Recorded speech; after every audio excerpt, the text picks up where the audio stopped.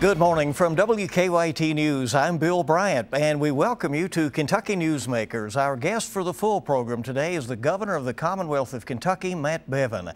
It's been an interesting first half of 2017 for the governor and his team. Republicans hold control of the State House for the first time in nearly 100 years. How much difference did that make in this governor being able to pass items on his agenda? There have been several major business announcements in recent months. That includes an aluminum rolling mill, announcements by Toyota, Ford, and Amazon. At around $6 billion, the governor says Kentucky has surpassed its all-time record for annual business investments already this year. There are tremendous challenges remaining for this governor. Kentucky's drug addiction problem is deadly. More than 1,400 fatal overdoses last year. The state public pensions are far short of the money needed to pay out the benefits. And Governor Bevin has said the state will need more revenue to face up to that challenge. We welcome Governor Matt Bevin back to Kentucky Newsmakers. Thanks for coming, sir. My pleasure. Appreciate Great to be with you. Last time you were here, the Republicans had just won control of the State House of Representatives for the first time since 1921. You were full of optimism. Dozens of new laws were put in by the legislature, many of those taking effect this week, some ceremonial bill signings I know that you're doing. Are you pleased with the accomplishments of the legislature? Very, very much. I'm so proud of our House and Senate and the work that they did. A lot of work went into flipping that House, as you noted, first time in nearly 100 years, since 1920, that the House was not controlled by Democrats. And again, even what a Democrat is has changed over that period of time, and it really comes down to conservative ideas versus liberal ideas more than it is party ideas. And the idea that conservatives now can be in charge of making policy is encouraging to folks like myself who are conservative, but the result of this change has been dramatic. The pieces of legislation that have been passed, from right to work to paycheck protection to repeal of the prevailing wage and the money that will save for the Commonwealth, to medical review panels, to criminal justice reform, to charter school bills, to fill in the blank. There are so many things being done that are transforming Kentucky, some of which will yet transform Kentucky. Seeds just now being put in the ground, but a lot of good things happening. I'm really excited, grateful to our House and Senate for the work that they did. Do you think this changes the trajectory of the state in some ways? No question. I mean, for the positive at every turn. And I would defy anybody, partisanship and grousing and begrudging of the change of power aside, I would challenge anyone to show where the state has not started to move in a more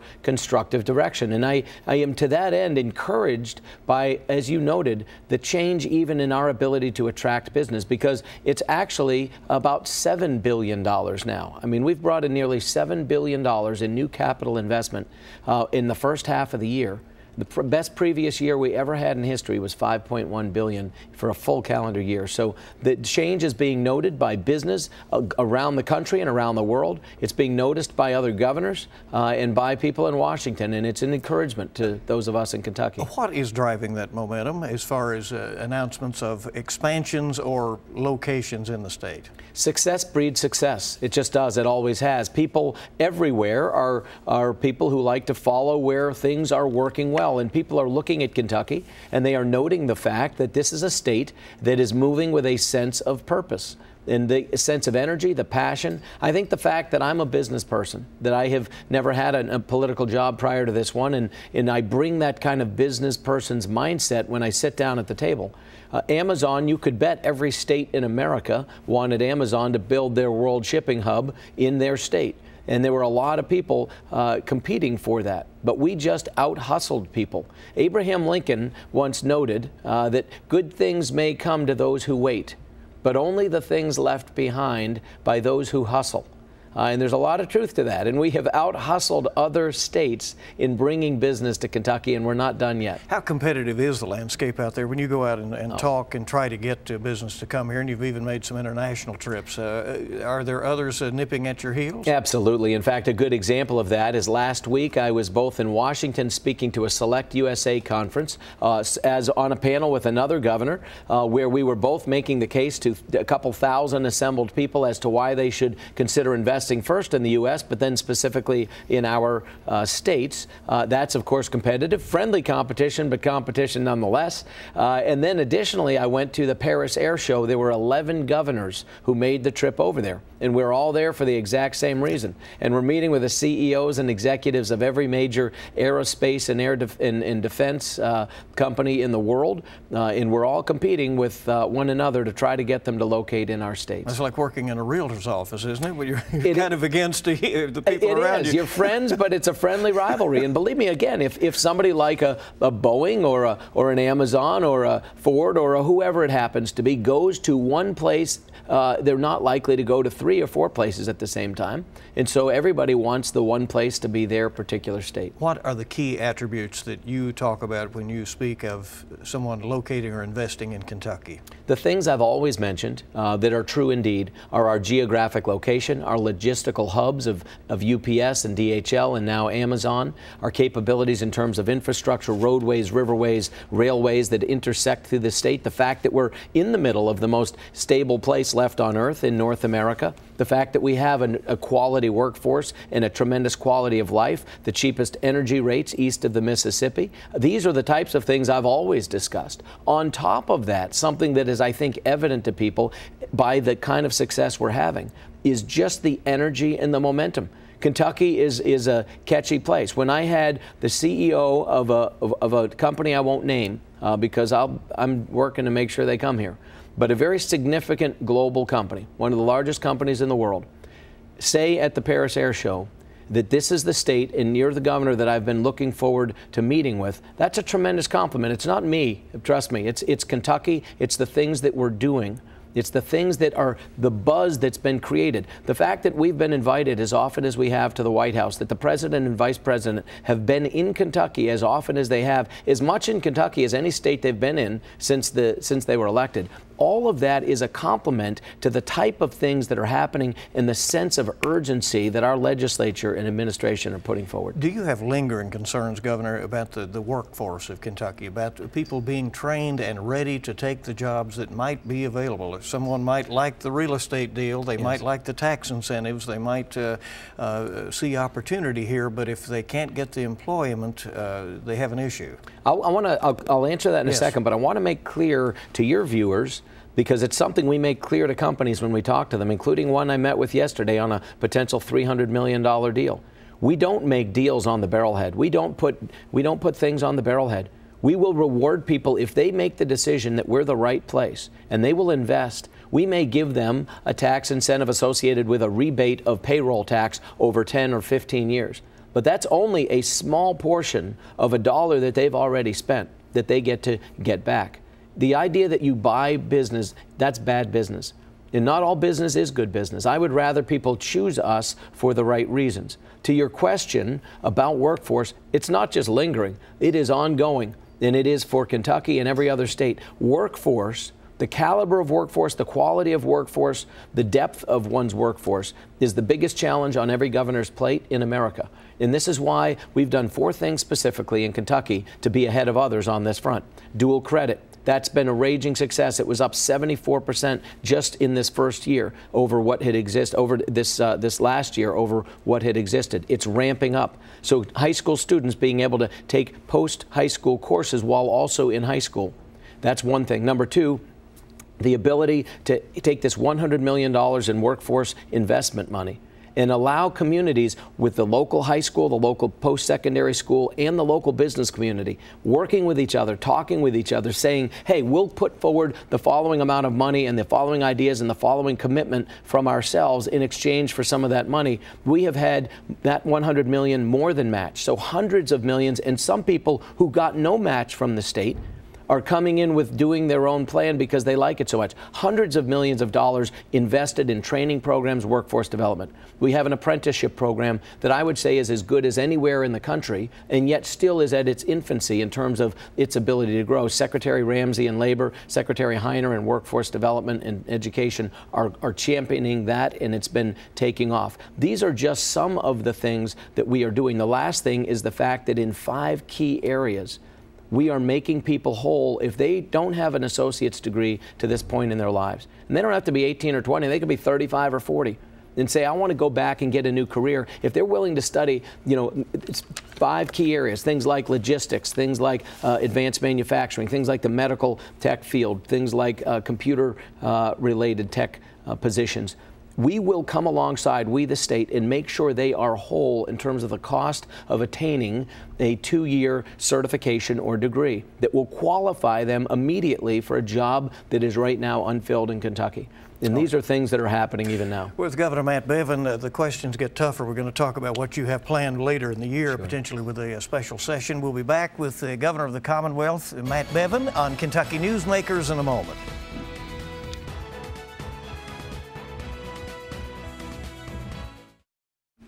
Welcome back to WKYT's Kentucky Newsmakers as we continue our visit with the Governor of the Commonwealth. Matt Bevin is with us today. Governor, obviously the health care scenario in the country is in limbo at this point, and certainly now that the Senate has pushed back the vote on replacing Obamacare or whatever happens there. You have applied for a Medicaid exemption in Kentucky that would allow you to have people work for their benefits and some other things. Have you heard on that at this point? Yes, it's called an 1115 waiver. We have to apply to CMS, which is the Division of Health and Human Services that oversees Medicaid. And we have asked for an exemption, which simply means we would have the flexibility to modify the traditional rules as to how it can be applied. This would not apply to traditional Medicaid, the medically frail, the pregnant, the blind, those for whom Medicaid was originally intended. But for those that are able-bodied, working-age people like ourselves who have no dependents, it would require of them something that has historically not been required. It would be requiring either work, which many of them are doing, already accomplished, or if they're not working, choosing not to or not able to, then it requires one of 2 other things, either volunteering for 20 hours a week or getting training in something that will allow them to work. So simple things, the type of things that frankly most people paying for things expect, to have to do something in exchange for something they receive. In terms of where that stands, we've just recently made a couple of requests to that, modifying what we're asking for, because we think we can get even more latitude with this administration than we could with the last one. So does that push the time frame back? It does, because we will now have another 30-day, we think within the week, we should have their permission to go ahead and now do a 30-day listening session. That 30-day session will allow the public to weigh in on the couple of additional tweaks that we've made. And then I would expect that probably by the middle of August, this will have been approved, and that's when we will start to see changes implemented. Senator Rand Paul was asked a question on Network News that pointing out Kentucky is one of the largest recipients of Medicaid expansion, and he said, the Senator Paul, we could pay for it if we doubled the state income tax and doubled the sales tax, but what would we do?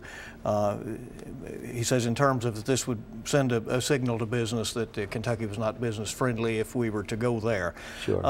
You are not for putting more resources into the Medicaid expansion. I'm certainly not for raising people's taxes to do it either. And that's the, and I know that he was being somewhat facetious. I know that Senator Paul is not a proponent of these things as well. And his point being, it's got to be paid for. There is no free lunch. Somebody has to pay for this. And so, no, I'm for making it more efficient. The people who truly have need should be served. We owe it to those in our population who are unable to help themselves to be able to help them as best we can.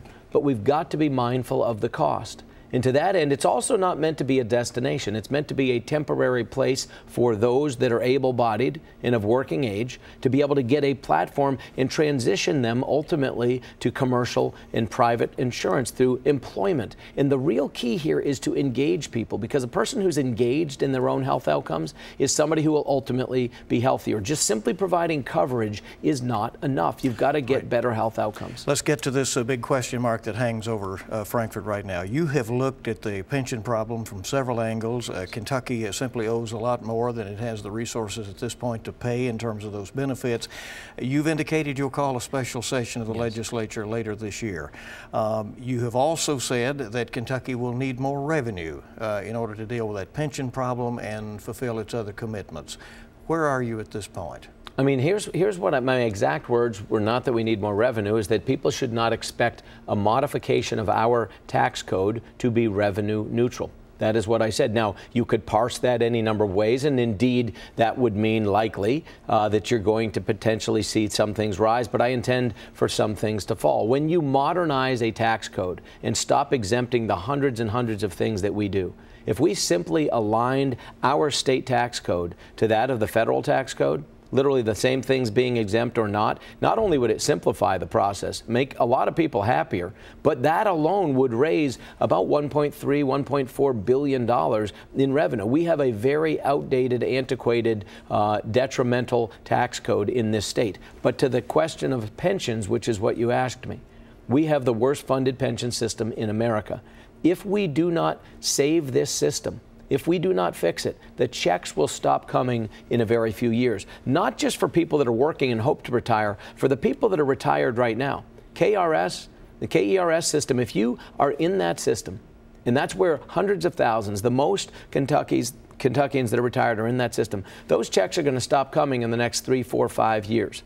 They're literally going to stop coming. Where is that money going to come from if we don't fix the system? Is that, Governor, a worst case scenario that investments don't perform and that there are more retirements than we anticipate and so forth, or is that a likely scenario? That is a highly likely. That is even making assumptions that we will get better returns than we've been getting in recent years. That plan last year, when the S&P was up 13.5%, had a 0% increase in return. And the irony is that I've been sued by our Attorney General and other people to keep the same people that created that mess in charge. They've sued me because I've restructured the quality of people there because that system has been so abused, misused.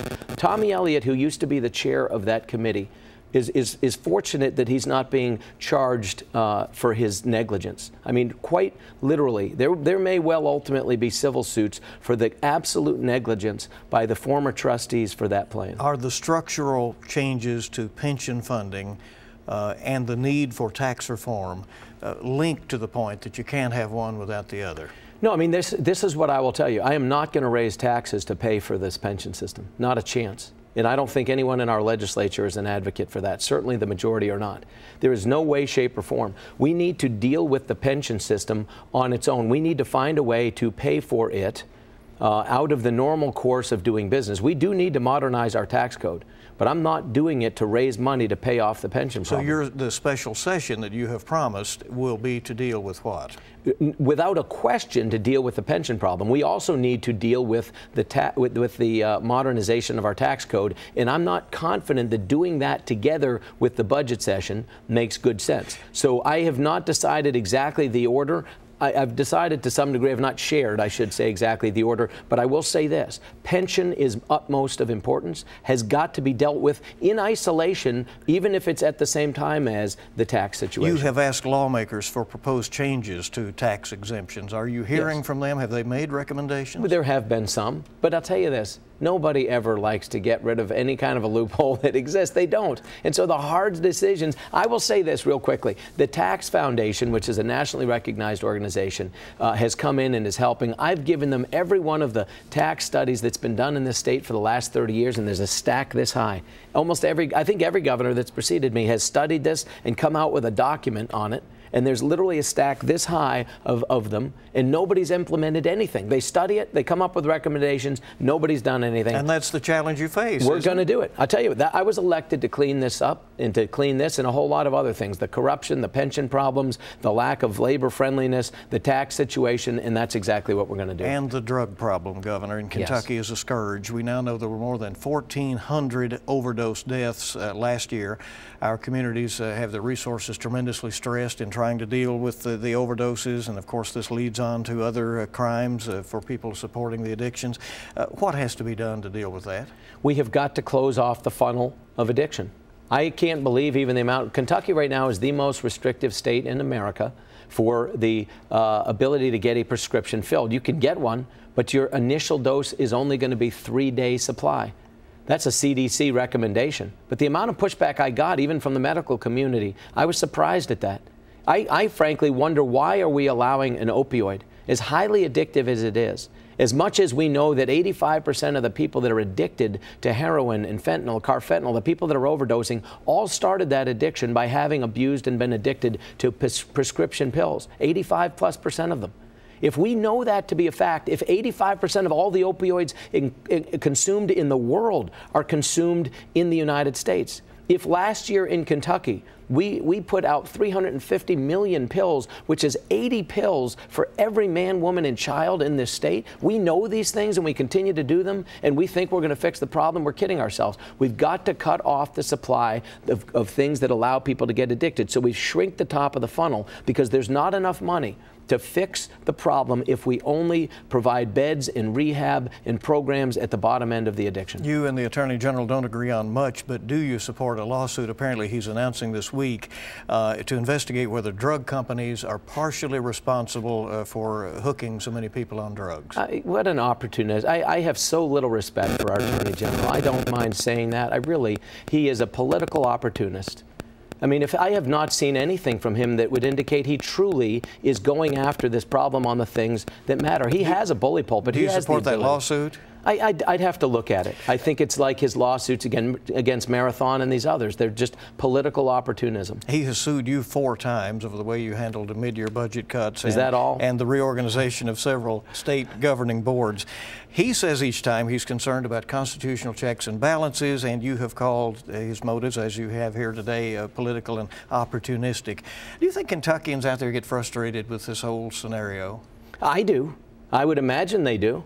It's remarkable to me that you've got somebody who is so uninterested in doing what's right for Kentucky and is so clearly trying to burnish his own personal record. If people don't think he's trying to angle to be governor, they're not paying attention. Do you think people get frustrated with the static between 2 of their top elected leaders? I respond only at times to the static that comes in my direction. Here's what I think they're frustrated by.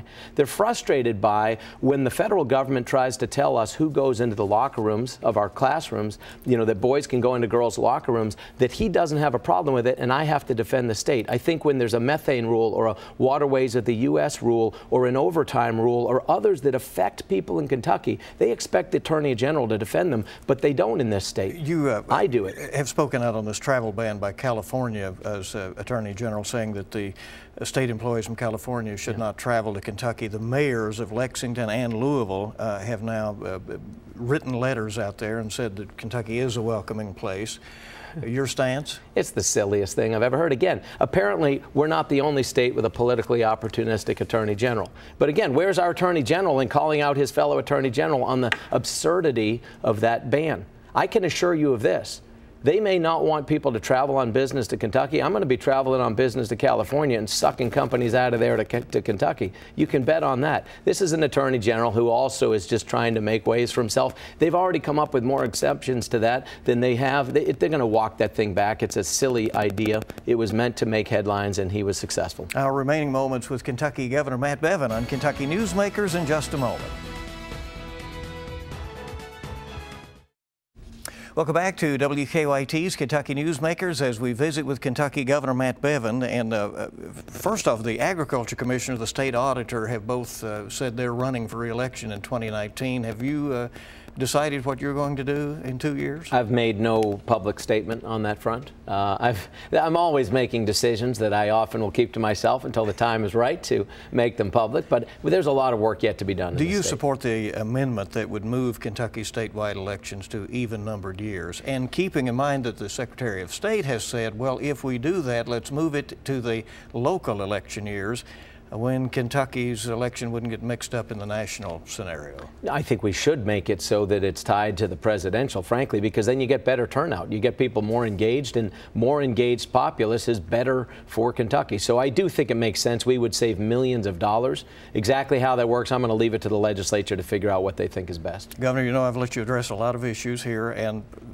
I would be criticized as a reporter if I didn't ask you about what has come up about your home where you live in Louisville.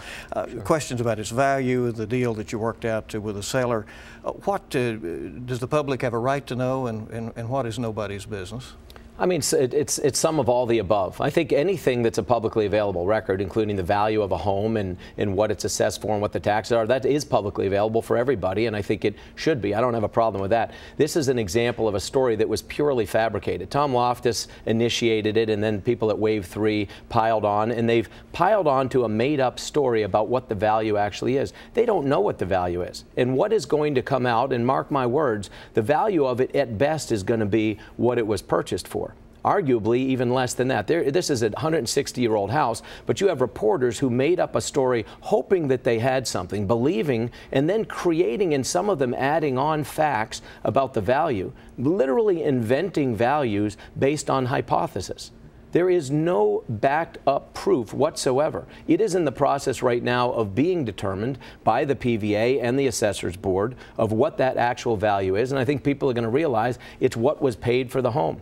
There is absolutely nothing there other than the hope that something nefarious went on, and they've castigated and reviled and torn apart a good guy who happened to make the mistake of selling me a home. I feel bad for anybody who's associated with me because the media will go after them, and it's unfortunate. Good people being ruined personally. You do social media, Facebook, and so forth, and report directly to people, as you say.